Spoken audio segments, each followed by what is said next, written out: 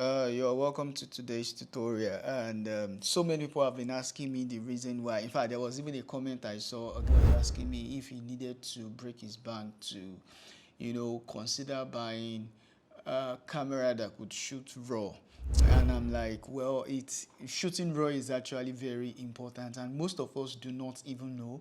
That's why I said don't limit yourself to 8-bit footages. Even though if you do not have a camera that cannot shoot more than 8 bits, 10 bits, try and rent, go online. You can download so many assets. So many creators have given us their, big filmmakers have given us their clips to test our hands on their footages. And in this particular tutorial, we'll be exploring the reason why raw files are better for color grading. So this is a flat image that I downloaded on the website. So I'll create another node, and then I'll just search for false color. So once false color, if you do not know about false color, if you're checking your monitor, or if you're using an external monitor, to shoot, especially if you're shooting with a bigger camera, you can always see false color. So you would always see false color, and that is just what I want to add here. And I will just make an analysis of how and what false colors is. It helps you to understand the dynamic range of your image, and as well helps you to be able to separate your image properly, so that you can know. That's New Year, I'm sorry. I have to wait for that. Happy New Year, guys. So here is a breakdown of false color representations and their, typical IRE. There was a time I taught us briefly about IRE in one of my videos when I was explaining how scopes, works in DaVinci Resolve. And basically for monitor, from the range of 0 to 10 IRE that we are seeing here, it indicates your deep shadows or underexposed areas. These regions are essentially close to pure black with no visible details. Like when they are talking about underexposed, part of your image, like black images, that is what the purple, that's what the purple represents. And the next one that I'll be explaining here is from that range of 30 to 30 IRE. The meaning is it represents dark shadows. Some detail may be visible, but these areas are still quite dark.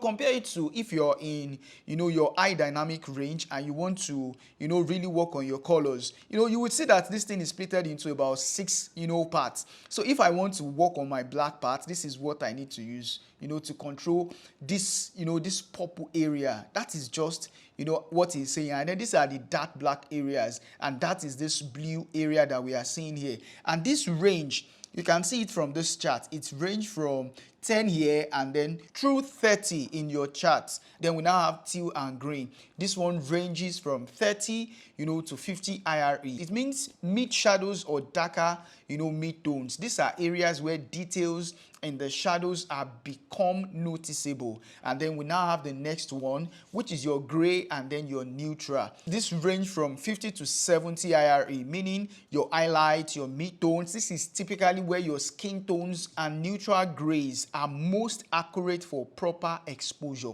So if you are exposing for your skin, ensure that your gray and your neutral, like your gray and neutral, is just exactly where your skin tone. It will help you to even expose your skin tone properly well. And then if we go further to the range of 70 to 85 IRE, it means the brighter areas such as highlight on skin or properly exposed white. It is often a critical range for well-lit skin tones. And then we now have orange.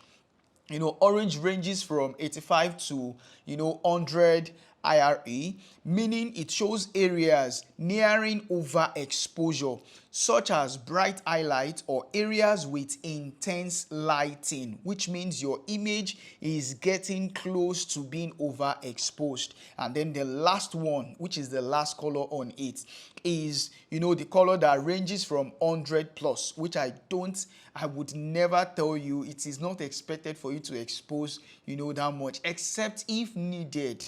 It means you're clipping or overexposed areas. These regions have lost details and cannot be recovered. You cannot recover them in post-production. So when next you are on set and you are trying to expose, ensure you do this, ensure you understand this. If you are seeing your purple, just know that it is your crushed black already. And then when you are seeing red, you know, it means you are clipping already. So for instance, look at this particular image that was shot, you know, by the beautiful cinematographer. And now we'll move to the importance of shooting, you know, raw files. This was shot on Blackmagic Raw. So now, you know, if you shot your clip on Raw, you'll just be able to come to, you know, your camera raw, and you'll be able to change and manipulate some of your settings. That is the reason why false color is important with your with you shooting raw. So now let's look at this image for instance. Once I'm under my camera raw and then I come to my project, I can just come to, I'll switch it to clip. There are so many ways that you can, you know, go by it, but the easiest way is by, you know, coming to clip. And then, you know, the color science of this camera was shot on, is on Gen 5, which is a very, very, very good one. And then your white balance, you can choose to change your white balance to whatever suits you. And then, you know, lastly, your ISO. This particular shot was shot on ISO, you know, 100. Like I said, this was properly shot. That's why you're not seeing red, you know, for the over-clipped images. So now let's say, for instance, we are taking this image to, you know, we are taking the ISO of this particular shot. You know, we are taking the ISO of this particular shot and then I am raising it to 1000. You know, can you see what is happening already? I'm having gray, I'm having red, which is the overexposed area. Let me uncheck this and then you see the difference. You know, I've lost so many details. So imagine if this was what was, you know, shot for me. Luckily, if it was shot in RAW, you could, you know, easily just with your RAW files, you could come to, you know, your camera RAW and then do all of those settings. If you feel like it is too much, you can come to your highlight recovery and then you start toning, you know, everything down. That is just the importance of shooting in RAW. You will be able to recover a whole lot, like a whole lot. So imagine if this was exposed under 1000 and then you could just easily come here and then you are changing it to 100. You know, I'll just have to reset my exposure.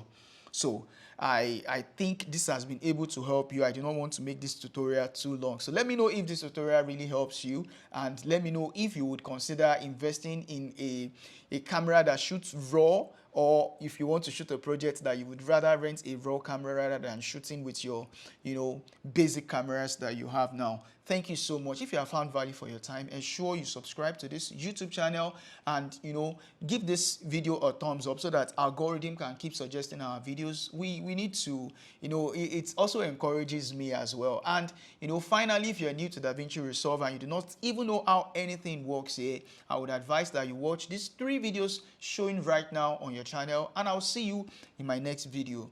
Bye.